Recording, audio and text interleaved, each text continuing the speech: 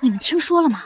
老夫人昨晚做梦，梦到将军绝后了，正准备挑几个貌美送到边境呢。我肯定是要去的。听说将军高大威猛，要是能生个一男半女，日后的荣华富贵就不愁了。哼，生孩子这种高风险低回报的事儿，谁愿去谁去，老娘才不去呢。老太太发话了，小妾赵小婉、小妾春娘和将军夫人一同前往边境。还真是怕啥来啥。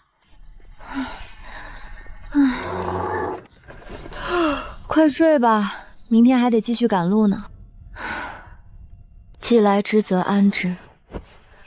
到了边境，我还是要继续当我的咸鱼。山匪来了！山匪来了！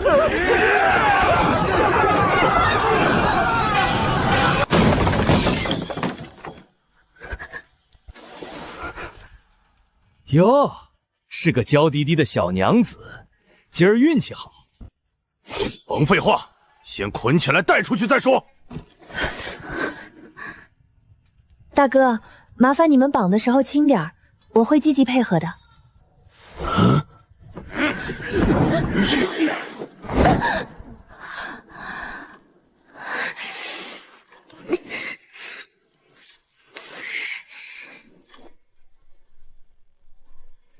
极品，这肌肉，这下颌线，绝对长在我的审美点上。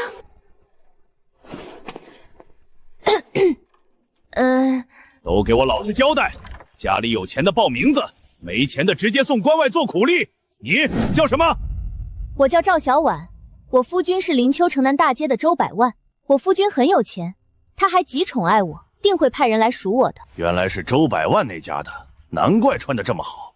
记下来。下一个，阿柴，24岁，家里有个做生意的兄弟，能出得出赎金。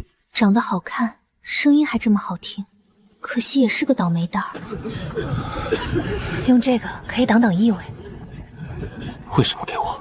因为你长得好看。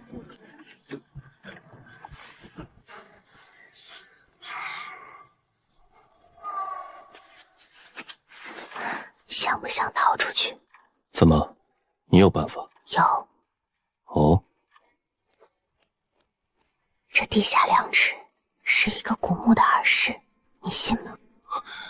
黑漆漆的，你直接就抓住了我，你是练家子。我的确学过几年功夫。你说这下面有古墓？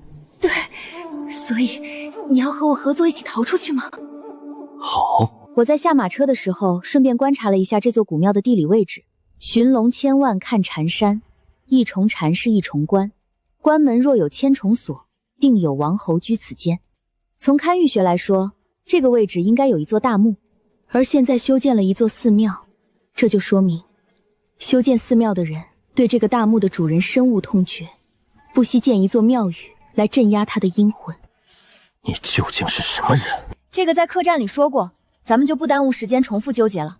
我是这样想的，明天一早悍匪来送饭的时候，我便告诉他们这下面有古墓，我们佯装带他们寻宝，先进入墓地里，然后再……不行。为什么不行？因为外头那些毛贼不配到这个大墓的存在。发信号，让兄弟们攻进来，里应外合，一举荡平这贼窝。搞半天是官方剿匪的卧底，早知道我老实等营救不就行了，瞎献什么策呀？大哥，我刚才说地下有古墓是开玩笑的，我是1等1的良民，开玩笑是我不对，但也罪不至死，你说对吧？玩笑不玩笑的，挖了就知道。你说对吧？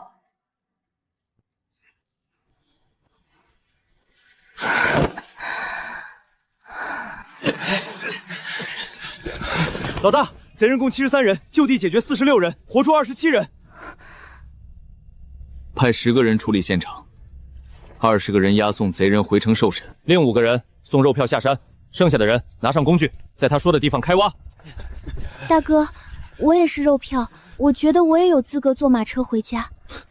要是下面没古墓，别说坐马车了，我的战马给你骑回家。倒也不用这么客气，如果有古墓呢？有的话，你刚才不是说要带我发大财，那总得带我把财宝都挖干净了，对吧？老大，找到了，果然有古墓。还真是古墓的耳饰，你倒是有几分本事。家传绝学，我就会这么一丁点皮毛。你说这里面机关重重，走，你带路。大哥，墓里的东西都有灵性，私自昧下不好。你的废话一直是这么多吗？我要是你，明知里面有危险还需要人救，就不会逞着口舌之快。大哥，我错了，我看你印堂发黑，一看就是倒霉相，我这是替你担心。哼，瞧你这点出息。出息算什么？当然是命要紧。财宝都在这儿了，我算乖乖完成任务了吧？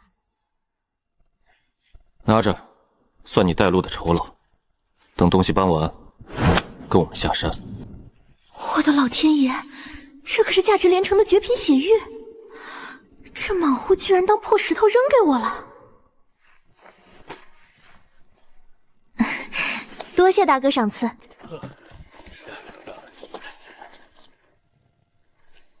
子子，这身段，这气场，衣服底下绝对藏着8块硬邦邦的腹肌，好馋。老大，我觉得这姑娘对你有意思。你有这闲工夫，不如回墓室再翻一遍，东西理应在下面。兄弟们把地皮都刮了一层，真没找到图纸。老大，那云侯墓里真有那图？财宝未动，说明墓未被盗，图纸怎会凭空消失？再找，就算掘地3尺，那东西绝不能落入漠北人手中。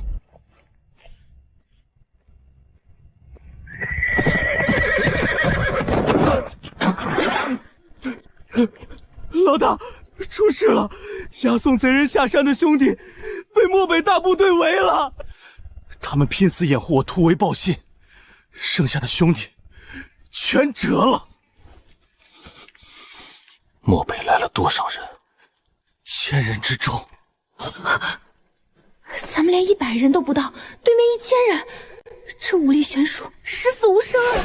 所有人留下遗书，冲出去就能活，冲不出去就是命。死战！死战！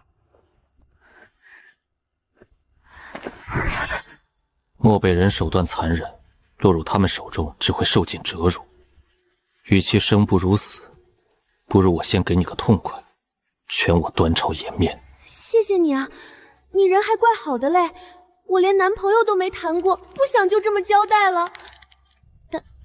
大哥，我对以少敌多的战术略通1、2，要不让我试试？你说。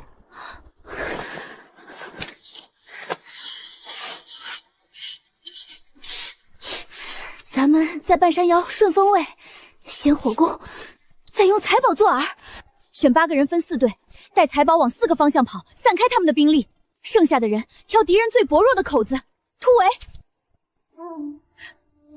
但作为诱饵的那8个人，必是有去无回的死局。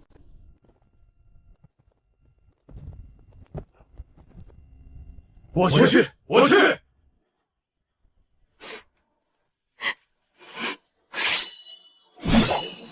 拿好，敢近身者直接动手，不会就学。当心点儿，这是给你防身的，不是让你自尽的。大哥，如果我们突围活下来了，这把匕首是不是就归我了？想要？要不这样，你亲我一下，这匕首我就送你。还有这种既能占帅哥便宜又能拿宝物的好事。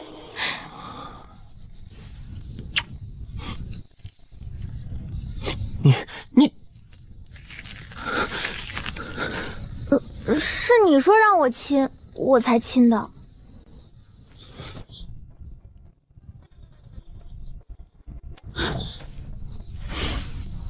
一会儿趁乱把那丫头处置了。将军，您刚才不是说那姑娘提出的对敌良策和您不谋而合？是个人才。你还说图纸没找到，这姑娘会定保寻墓，留着她还有用。将军，一个大老爷们儿被姑娘亲一口，多大点事儿？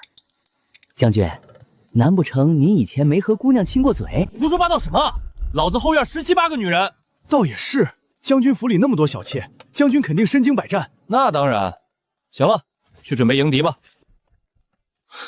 那17、18个女人，老子压根连看都没看过。这是我第一次经历古代战场，没有现代战争的爆炸轰鸣，但兵刃相接的寒光，依旧让人心生畏惧。很多年以后，午夜梦回时，我还能清晰地记起这个画面。火光里的他，宛如战神降世，带着心怀信仰的将士，勇往直前。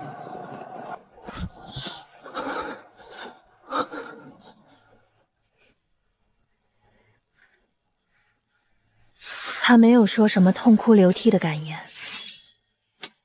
只是把剑留在了这里。那时候我还不明白这把剑的意义，直到3年后，他踏破敌军王庭，专程回来拔出这把剑，我才知道，那是他誓要报仇的诺言。咱们孤男寡女的同住一间房，不合适吧？孤男寡女？哼，你先照照镜子。我现在是脏了点，但是洗干净了还是能看出是女的。我倒是无所谓，不过一个上古小妾而已。倒是你，好歹是个小头头吧，回头被人传出风言风语，说咱们端朝的将士作风败坏，吃亏的不还是你？其他兄弟们是8个人睡一间房，你不跟我住，就去跟他们挤，我没有意见。没有其他选择。亲我的时候不是很主动吗？怎么，现在怕了？谁怕谁？你等着，等姑奶奶洗干净了就来收拾你。连睡觉都握着刀，这人骨子里透着可怕，还是别招惹为妙。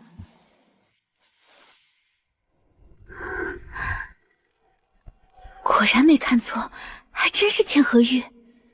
没有合适的工具强行砸开，里面的东西就会毁掉，只能等进城再说了。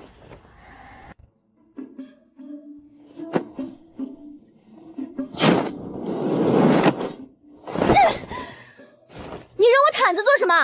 想闷死我是不是？粗鲁庸俗，还恶人先告状，把你这丑陋的嘴脸遮盖起来，果然是正确的选择。今天赶去边城，没工夫和你耽搁。放开我！山匪都没了，我是良民，只不过是有胆量的，你不能禁锢我的自由，我是有人权。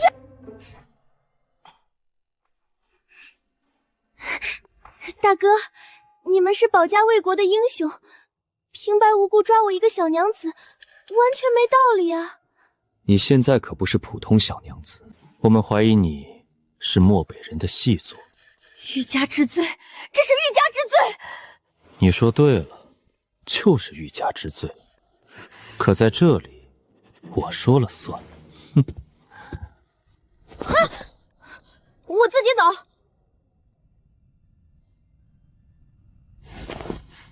哎，你们头头什么职位？叫什么名字啊？姑娘别为难我了，想知道自己问去，我可不敢乱说。为小人与女子难养也。那小嘴巴巴的，那小嘴巴巴的。我是边城守军校校尉周才，以后想知道什么，直接问我，用不着和我手下套近乎。赵小婉，打听我的信息，是不是对我有想法？还想知道什么？我家里人丁吉和和，可有娶妻生子？不止，我还想知道周校尉你肚子上有几块腹肌呢？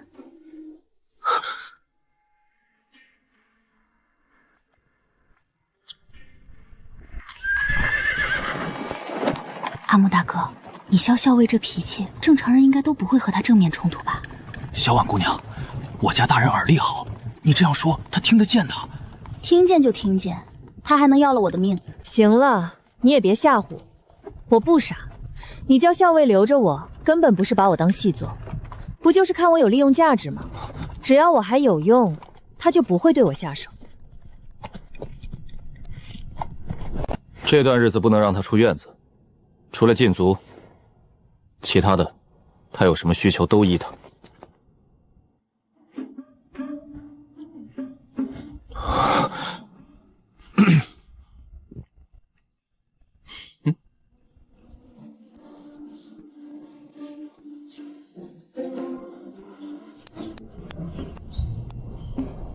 这两人眉来眼去的，以周才这尿性，绝对没憋好屁。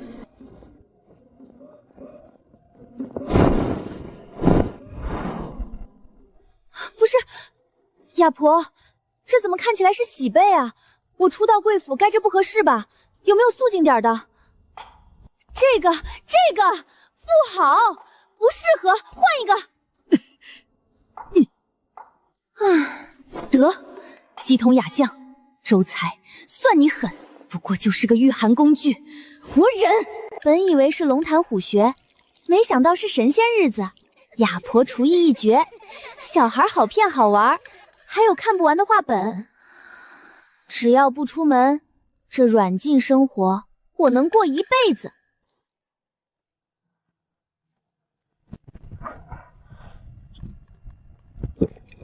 那丫头这几天什么反应？闹绝食了没有？大将军，您要听实话吗？你要想再去校场上练2个时辰，也可以说假话。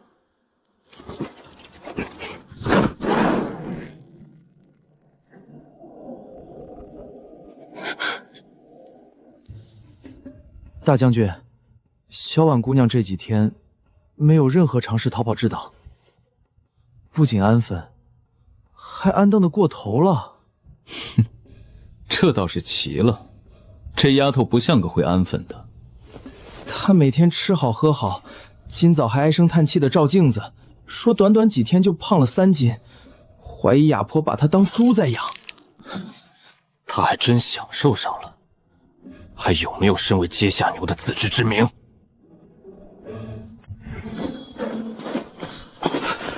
大将军，您去哪儿？去收拾那头猪。食色性也，我也算完成了人生的第1步，只可惜出不去，否则这第2步我也不是不可以开始。果然是商贾小妾，脑子里不是吃就是色。贪吃我认，色绝对是造谣。这3年除了你这嘴毒的，哼，我连个帅哥都没见过。我就多吃了你几碗饭而已，怎么还要算账？古墓里随便一件东西都够我吃好几年的。是我失策，本怕亚婆刁难你，撒了个小谎，没想到弄巧成拙。亚婆慈祥温和，怎么可能不好相处？你可知我是怎么跟她说的？知道，我又不傻。亚婆给我拿喜被，态度又恭敬，我一琢磨就明白了。你肯定说我是和你欢好的小娘子，对不对？老实说，你虽然只是个小校尉，但很聪明。用这种男女关系安置我，成本低，还避人耳目。你到底是谁？你有师傅吗？有，我师傅是世外高人，精通兵法堪舆，我只是学了个皮毛。能找到你师傅吗？不急，你先回答我一个问题，我是不是第一个以你小娘子身份住进来的女人？不是吧，长得这么正的兵哥哥，反应跟个雏儿似的，好可爱。商贾小妾果然不知羞耻。臭男人，敢骂我，下次再骂一句，看我不把你撩到手给彻底拿下。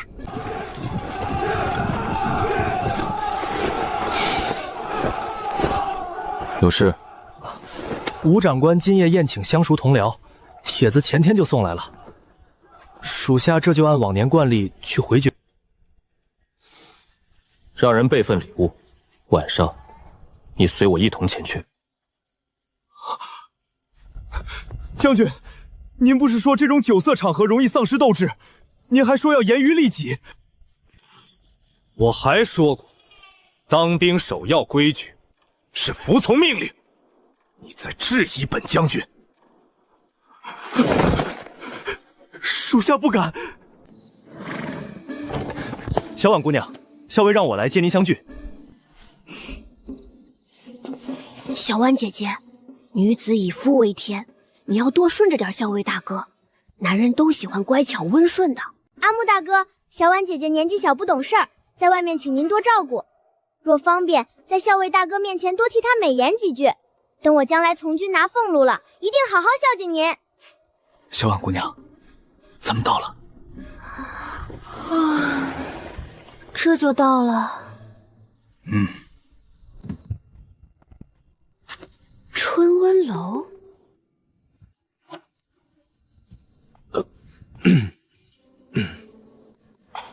紧张什么？男人嘛，我理解的。我一个男人理解是正常的，她一个女人为什么能理解？快点儿，我还没来过这种地方呢。听说青楼里不只有好看的姑娘，还有容貌俊美的小官。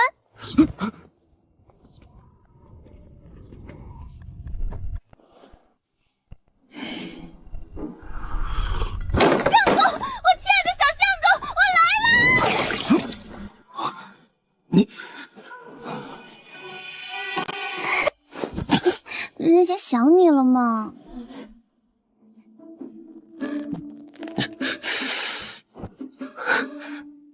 这么急？你这么多天都不来看我，人家以为你忘记我了。我配合你演戏，你答应我一个条件。说。苟富贵，勿相忘。好歹我也是让你们找到财宝的人，这场戏后给我1000两银子花花。1000两？你还真敢开口？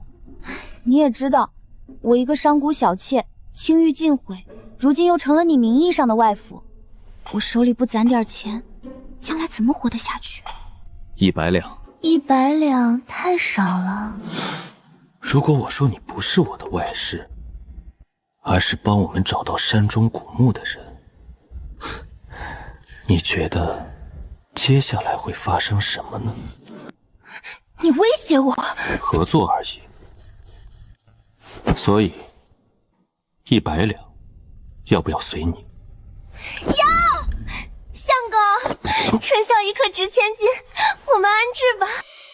好，好，既然娘子想，为夫必定尽心尽力。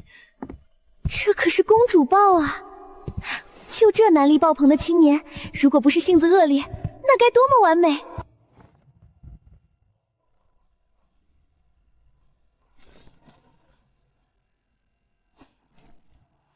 现在该演的戏也演完了，你还不打算告诉我你要我做什么吗？现在告诉你也不妨，我们再找一件东西，什么时候找到，什么时候放你走。那东西在古墓里。对。在找到东西之前，我一直要以外室的身份待在你身边。对。如果只是探寻古墓，你真的不用关着我，而且这样短时间还行，时间长了肯定会引起别人怀疑。所以你直接用我的软肋来控制我吧。你的软肋？你是指银子？不，我的软肋是你。你什么意思？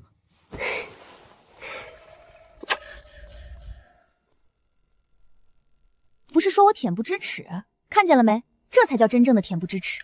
现在还敢骂我恬不知耻吗？你从未见过如此不守妇道之人。大哥，你别得了便宜还卖乖，你走出去问问，这种好事其他人可是求之不得的。你给我吃了什么？一种慢性毒药，你乖乖听话，事成之后我给你解药，否则后果自负。你也别怪我，我没工夫和你胡闹下去，你好自为之。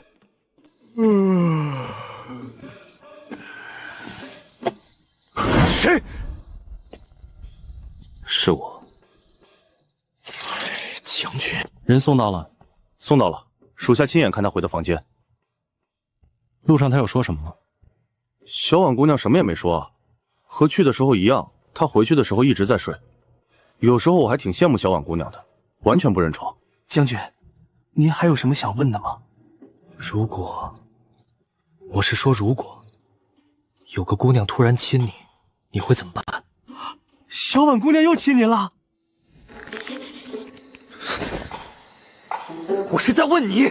哦，如果是小婉姑娘亲我的话，我能怎么办？人家一个姑娘不能打不能骂的，那她想做什么就随她吧。明天给她送100两银票去，门口的守卫也撤了。对了，背后嘲笑本将军，罚俸禄1月。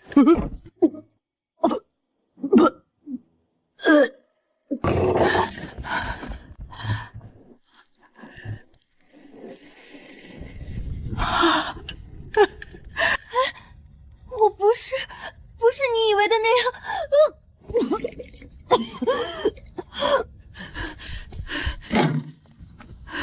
她怀孕有了啊！完了，这大晚上的，沈周别是去通知那狗男人说我怀孕了吧？夫人只是脾胃不和，吃撑了，老朽开副方子，日后每餐务必适量，切不可再暴饮暴食。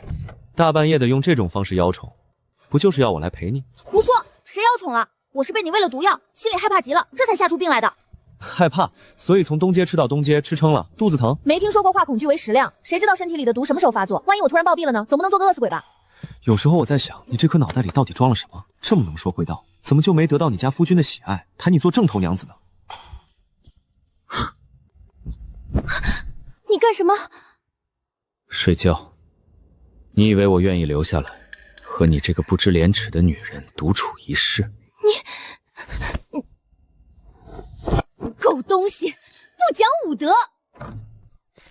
大夫说这几天要吃软食，小婉姐姐，吃完我陪你出去走走消消食吧。阿柴哥吩咐过，你去哪儿我都得跟着。哼，行，走。小婉姐姐，楼下讲的是阿柴哥以少胜多的故事，他现在名声可大了，都快赶得上沈大将军了。沈大将军很厉害吗？非常厉害。这几年大大小小的战役，沈将军你就没输过，他是整个端朝的大英雄。那你觉得是沈大将军厉害，还是你阿柴哥厉害？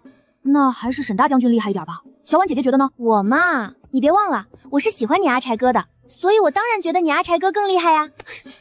可以啊，阿柴，你做沈大将军时没人理，换个小校尉的马甲，倒把小娘子哄得服服帖帖。好人家的女儿不会随随便便把喜欢2个字挂在嘴上，以后在外注意言行。哈哈哈哈！我叫高陵，是这城里的首富。你就是弟妹吧？以后阿柴要是欺负你，尽管跟我说。高大哥，您快坐，我正好有件事想求您帮忙呢。注意言辞。相公，你别不好意思嘛。高大哥是首富，人脉广。高大哥，您有没有认识什么神医，对男子不能人道有良方的？相公，我又没说是你，我已经很注意措辞了。阿柴啊，这种问题怎么能讳疾忌医呢？你去隔壁买几样点心带回去，现在就去。一个假外室，一个假大哥，还真入戏了。要不我给你们搭个台子，让你们上去唱一段？你是假的，你也是假的。你不是说要带我去见一个重要的人？现在和这位假弟妹打完招呼了，我们是不是该去办正事了？什么意思？我猜他要带你见的很重要的人就是我。真的是他？是要准备去寻古墓了吗？我时间上没问题的，随时可以配合你们的行动。难不成他又说对了？你找我来是为了古墓的事？厉害！原来他说的那个风水大家就是你，小小年纪竟有如此造诣。略知一二而已，不值一提。长话短说，明日起，我们跟随高陵的商队往北寻找古墓，直到竹州再折回。期间，我的身份是高陵弟弟高玉，你的身份是我们的妹妹高小婉。我反对。愿闻其详。我反对以单身女性的名义在外行走。我这种集美貌与智慧并存的佳人，容易招惹桃花，增加暴露风险。出门在外越低调越好，对吧？有道理。那我就委屈点，让小婉姑娘做我的红颜知己。用不着你委屈。不行。那你们说怎么办？我要做她的小娘。你做梦，只能扮夫妻，收起你那些歪心思。阿柴哥他们呢？我还特意多买了一份他爱吃的糕点。他们有事先走了。你说这是他爱吃的？好甜，这糙汉子居然爱吃甜食。哎，要是你家阿柴哥是个多情温柔的，那该多好啊！小简姐姐，阿柴哥起来凶，吃软就很温柔，下次小4、小5一凶你就哭，他拿哭起来的女汉子一点办法都没有。怕女孩子撒娇掉眼泪。既然拿捏了你的死线，这趟寻墓之旅可就有意思了。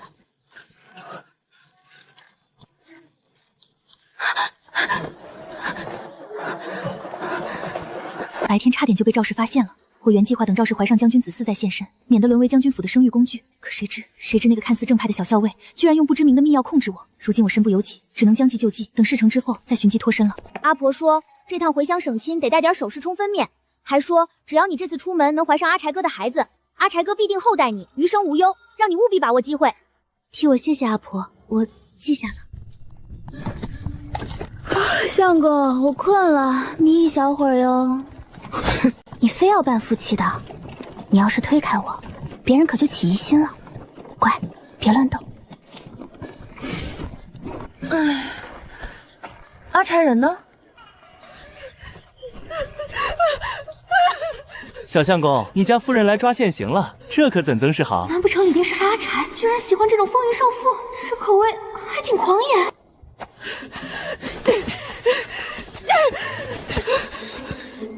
夫人，你听我解释。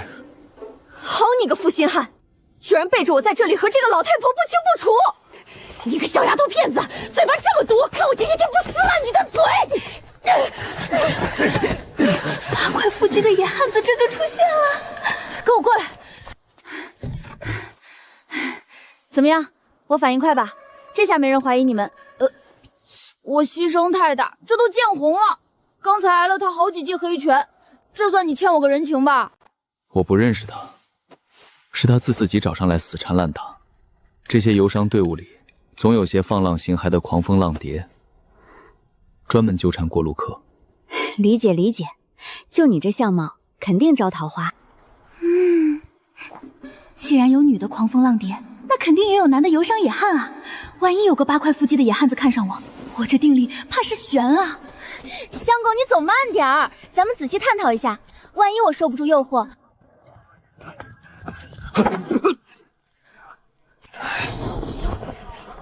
天要亡我，8块腹肌的野汉子这就出现。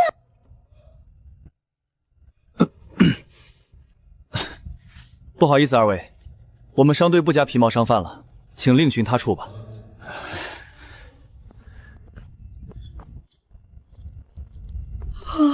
过来，坐下。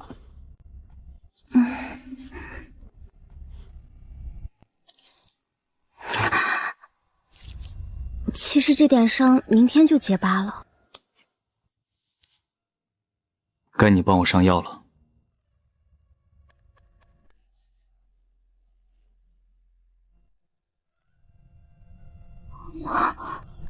这里被抓伤了。这可是你主动送上门的福利，不摸白不摸，硬邦当的，手感绝了。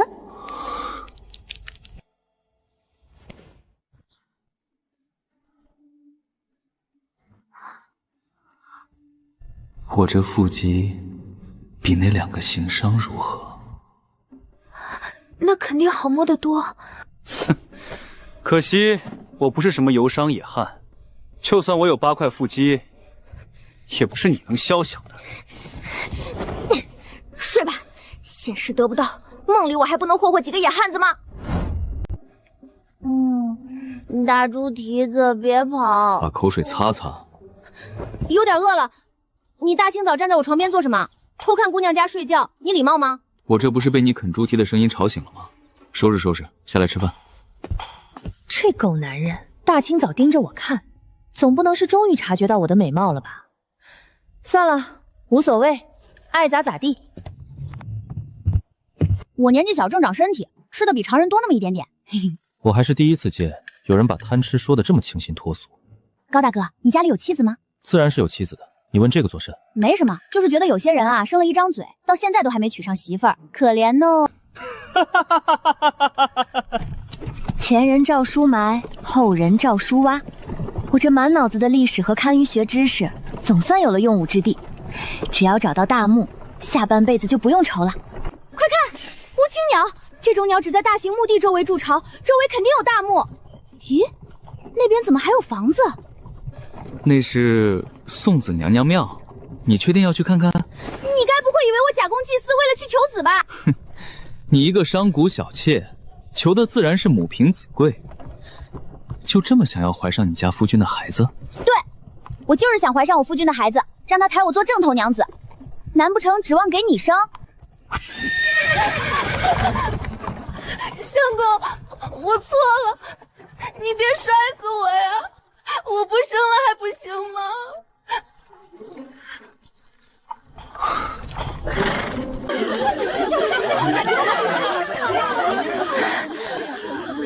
各位婶婶、逍遥妾，里面的贵人可是我们边城大英的家眷。看在沈当君护我边城10万百姓的份上，这头香就让给他夫人吧。你说里面的贵人是谁？里面的贵人是沈大将军的夫人，是从帝京千里迢迢来边城替将军生儿子的。我那明媒正娶的夫人，成亲当天只看了一眼盖头就去了边关，后来同僚送的18个美妾全塞在后院，我这妻妾成群却从未碰过女人的大冤种，他跑来求什么子？相公，要不我们明天再来吧？毕竟是大将军的家眷，咱们惹不起，万一撞上就麻烦了。多一事不如少一事。也好，那就听娘子的。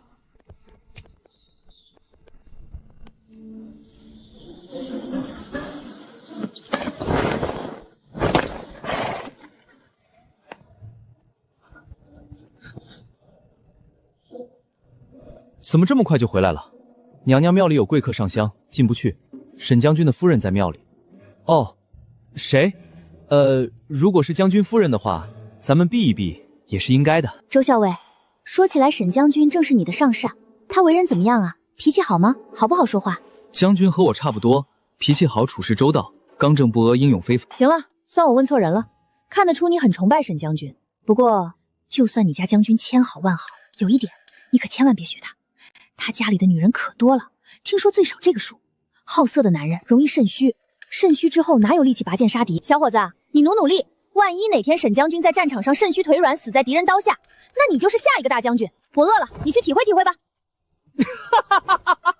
你个乖乖，咱们相交多年，我都不知道原来你肾虚。说正经的，你那正头娘子，我可是恭恭敬敬迎进你后院了，都这么多天了，你连看都不看一眼就扔给我。小婉姑娘料事如神，唯独在你身上看走了眼，你分明是个柳下惠。你也要吃吗？盒子里还有。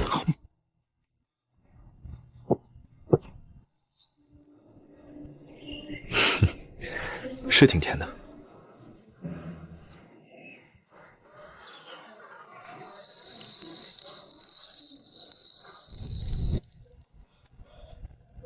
给你吃的。卤猪蹄？你是不是忘了？我从来不吃这东西。高大哥，你不吃给我吃呗，我最喜欢吃卤猪蹄了。好，你拿去吃，别客气。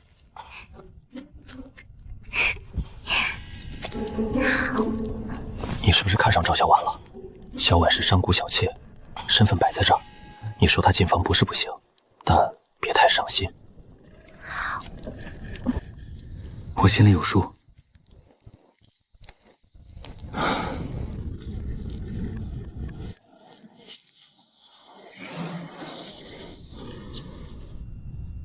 你看这房梁，从两墙根处开始，一直到窗户下方。从窗户往外看，这房梁和外面的枝叶连起来，就是一棵完整的乌青树。古墓入口肯定就在这附近。你连建房子都会？略知一二，为人处事总得谦虚点。趁着没人，我算算方位。你别动！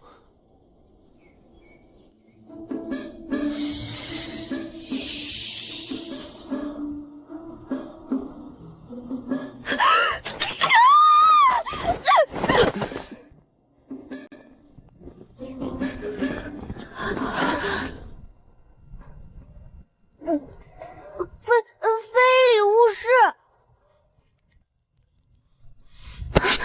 别抬头。哎呦，还是年轻好啊！不过这里好歹是佛门清净地，做这种伤风败俗的事儿，简直是亵渎神灵。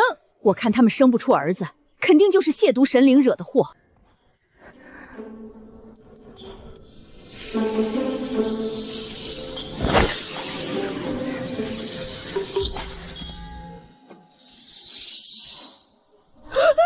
有蛇！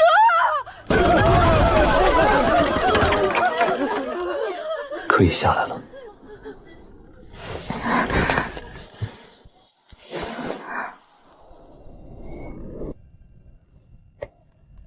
刚才谢了，多亏你反应快，否则我丢人丢大了。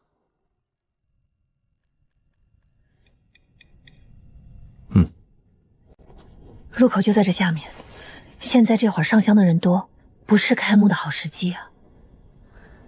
你怎么打算？反正我们已经扰了佛门清净地，不如干脆扰个彻底。我琢磨着吧，做人还是要有底线的。鬼神之说，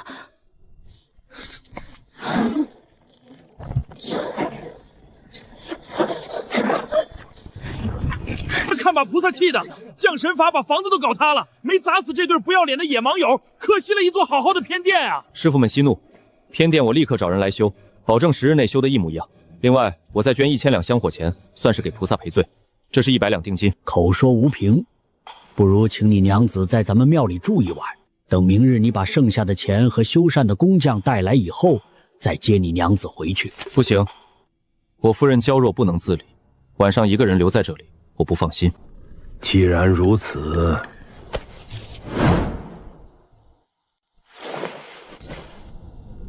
这玉价值1000金，压在这里做信物。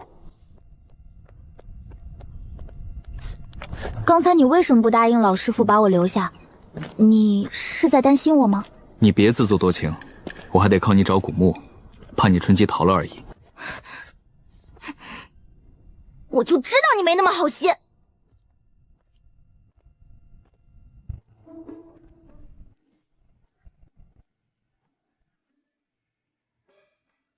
黑心干的家伙，诅咒你吃烤鱼没有盐，下雨天没有伞。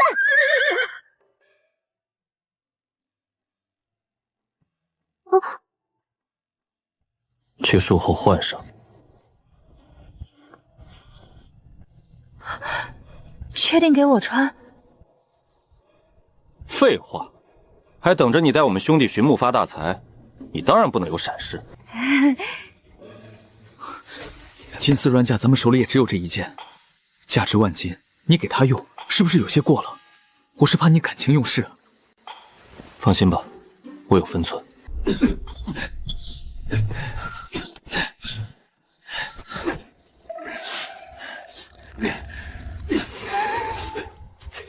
这身材绝了！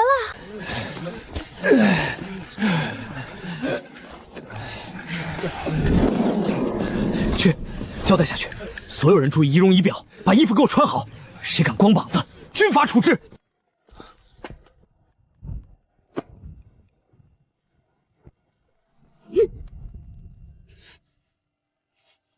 是你剥夺了我的快乐，是不是？女子矜持，难道没人教过你？盯着一个男人看是荡妇才会干的事儿，做人的得知廉耻。我一个被人卖作商贾小妾的孤儿，就是没人教我什么廉耻，怎么了？你说我不知廉耻？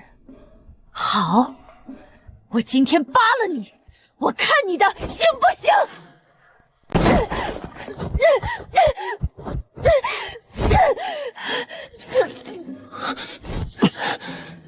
你自找的。老大威武！原来老大收拾起娘们来也很有一套，说亲就亲，是个爷们儿。你放我下来！事到如今，你准备怎么办？什么怎么办？你骂我这件事，你要是诚恳的道个歉，我也不是不能原谅你。你有错在先，该骂。我哪里错了？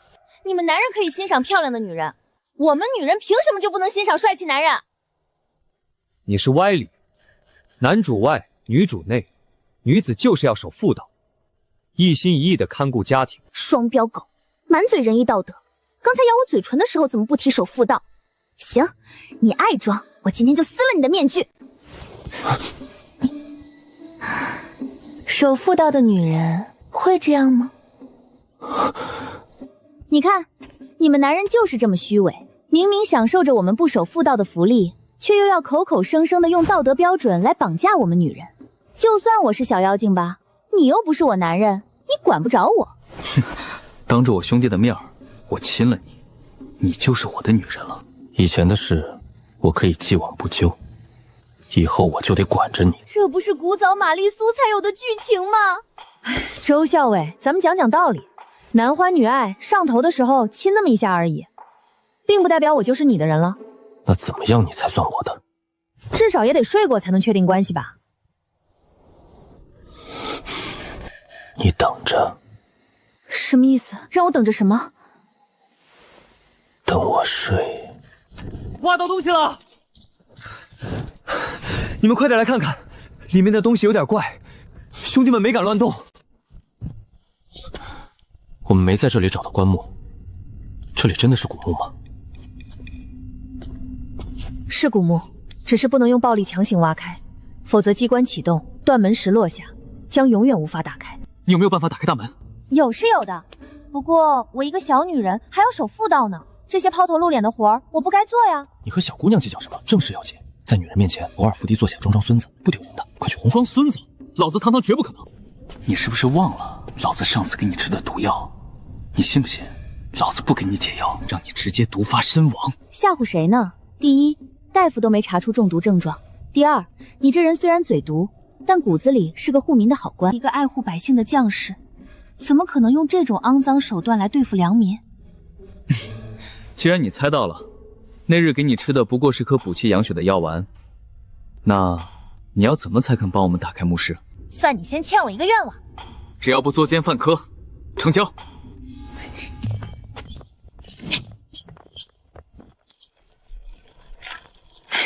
打开了。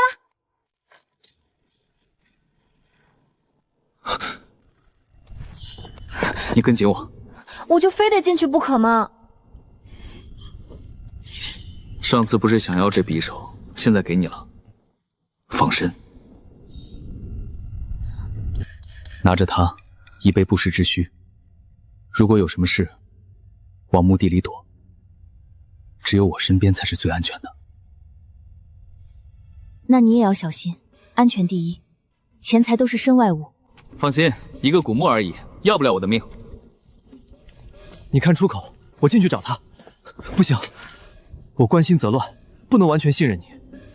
小婉姑娘，要不你进去找找，保不齐里面还有机关。我一个弱智女流，进去能帮上什么忙？没有可是，1000两。你们干什么挡着路？到手的鸭子飞了！你们的敌对势力怎么这么废？还不赶紧来个人解决掉！这两个挡人财路的绊脚石！你怎么了？当心！你的嘴开过光。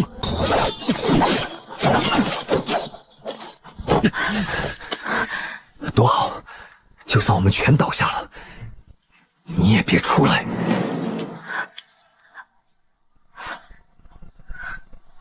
周小薇呢？老大追着人进墓里了！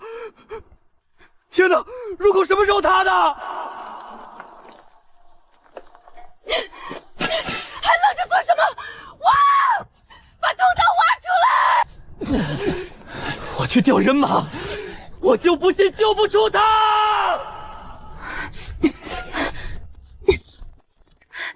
把洞口扩开，我先进去找人。根据五行八卦构造，阿柴最可能卡在右下气室。阿柴，你可千万要活着！只要你活着，以后你那臭脾气我都忍了。其实你只要用美色诱惑我，我完全招架不住的。哦，谁在那里？除了我，你觉得这墓地里还有其他活人？男人身上不是什么地方都能摸的，以后注意点。别乱摸了，我还能使点力气。早知道不来救你了。行了，别害臊了，我又没说什么。我腿受了伤，搭把手。先把你们小嫂子拉上去。你叫谁小嫂子？你不准叫我小嫂子！听见了吗？以后不准叫小嫂子，直接叫嫂子，加个小字儿，是看不起谁？是嫂子。一群兵油子，算你们人多。这伤成这样还能谈笑风生，真是个不要命的狠人。得立刻送下山医治，快！伤口是处理了，药也灌进去了，能不能活过来，就得看他自己了。我看伤者还年轻，可成家了？看我干嘛？我又不是他真的媳妇儿。夫人，这一步说话。你相公的伤靠近腿根处，可能伤及了一些根本，以后他的子嗣可能会艰难一些。哦，传宗接代，关我一个现代人什么事？只要命保住了就行。夫人是个厚道人，想通了人命比子嗣更重要。你相公有你这样的夫人，真是他的幸事啊！连边城守军都调来了。夫人，你家相公是大官吗？来这么多人？不是什么大官，就是个小校尉而已。那也一定是很受沈将军赏识的小校尉。沈将军可是我们边城百姓大英雄。唉，不过可惜呀，前几天将军夫人去送子仆娘庙上香，我给她瞧的病，她幼时受过寒气，伤了根本，这辈子怕是都怀不上子嗣了。可怜大将军呕心沥血，正头娘子却无法传宗接代，这多造孽哟！赵氏不能生育，老夫人送了3个女人来配种，现在只剩我和春娘。赵氏为了保险，绝对不会放过我，她一定会把我抓回去当生育工具。造孽的是我才对，绝对不能被抓回去，必须想办法逃。听说是你救他出来的。谢谢。他若出事，边关必将生灵涂炭，算我高林欠你一个人情，日后定倾囊相助。高大哥，我确实有事相求。小婉姑娘，有话直说。我是商贾人家的小妾，被山匪绑架一遭，清淤已毁，回去也是死路一条，要么被进猪笼，要么送进尼姑庵。我要一个新身份。你要做陶妾？高大哥能调动边城守军，必定手段非凡。作为交换，我承诺帮你们找到古墓里的东西。只有他醒了，你提的条件才有意义。他若不在了，东西找到了也没用。一切等他醒过来再说。老夫无力回天了，高热不退，这等重伤，大罗金仙来了也是一样。您真的没办法了？到这个程度，老夫行医多年，就没见人活下来过。你在做什么？乱吃药物出了事，我可不负责。不要你负责。你给他吃了什么？我对医术略知一二。你也是大夫？不算，只给小动物治过伤，算是个兽医。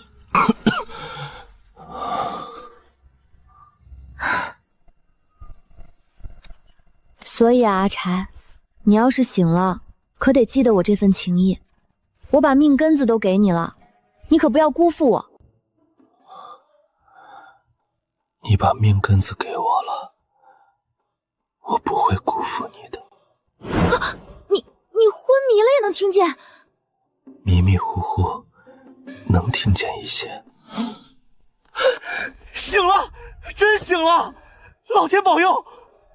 你们累了一晚，都去休息吧。睡什么睡？老子现在高兴的睡不着。你不睡，我想睡啊！显眼包。那你留下，小婉，去休息。你好好休息。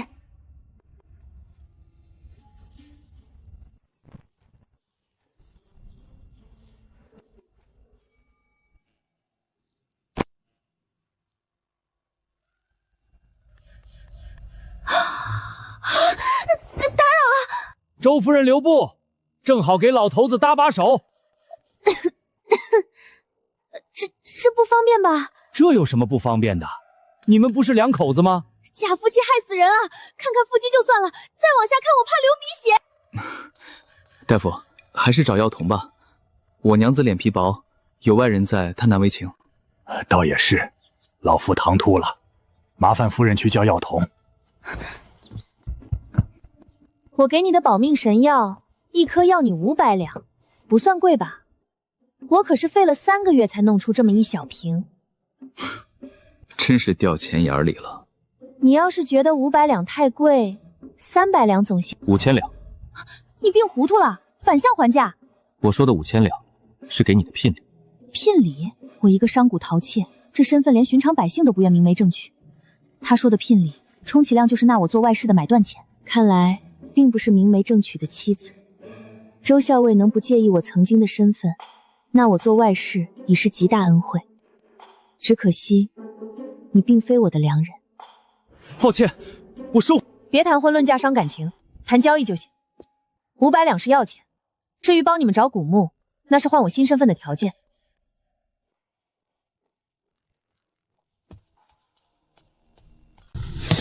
偏殿翻了个底朝天，全是破瓦罐。还好有小婉姑娘在，大不了把边城周围的古墓都挖一遍。你这是怎么了？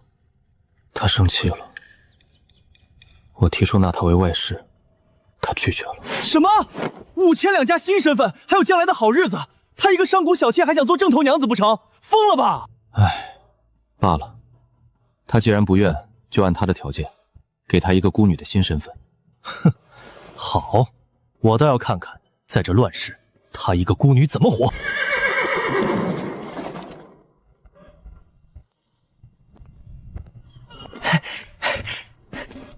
嫂子，请上马车。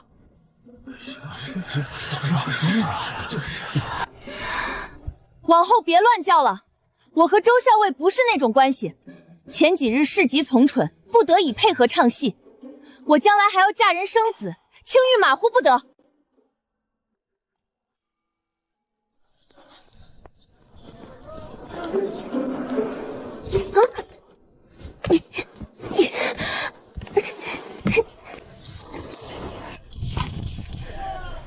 就这么迫不及待的和我划清界限，胆子真大。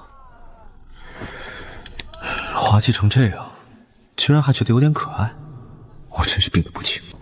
哎呀，终于摆脱那劳什子贾夫人的身份了。沈玉，打狗还要看主人，你惹了我，我就薅光你的百年回花树。事情就是这样，之前的夫人身份只是为了配合周校尉演戏。我真名叫温婉，和你们一样是个孤女。这种事确实让人难以接受，但长痛不如短痛，断了他们的念想，也断了我和沈玉的牵扯。小婉姐姐，那你以后还会给我们讲故事吗？当然，只要我住在这儿1天，每天都给你们讲。将军，正头娘子赵氏的大丫鬟来催了好几次了，问您何时有空见见夫人。女人真是麻烦，叫管家请她来吧。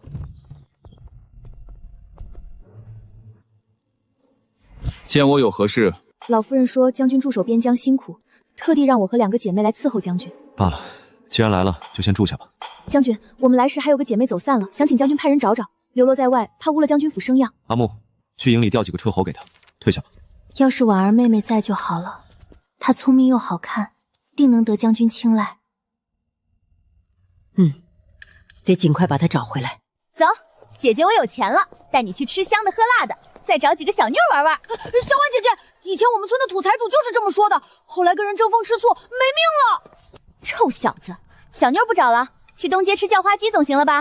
将军，后院那棵您最喜欢的桂花树被小婉姑娘薅秃了，她花了1个时辰，一点花瓣都没剩下，全拿去泡澡了。她倒是不怕麻烦。退下！将军，东街新开的叫花鸡极好，小婉姑娘在气头上，咱们男人大度些，买1只去哄哄。有道理，但我堂堂大将军，凭什么去哄一个小娘子？不去。叫花鸡没了，还有什么特色风味？漠北烤羊。老板在吗？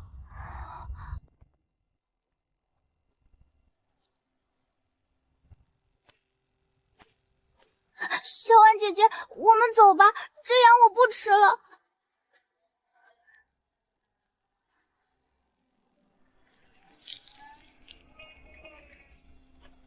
我只是一条咸鱼，不该管闲事。只要他喊一声救命，我转头就走。可他为什么不喊？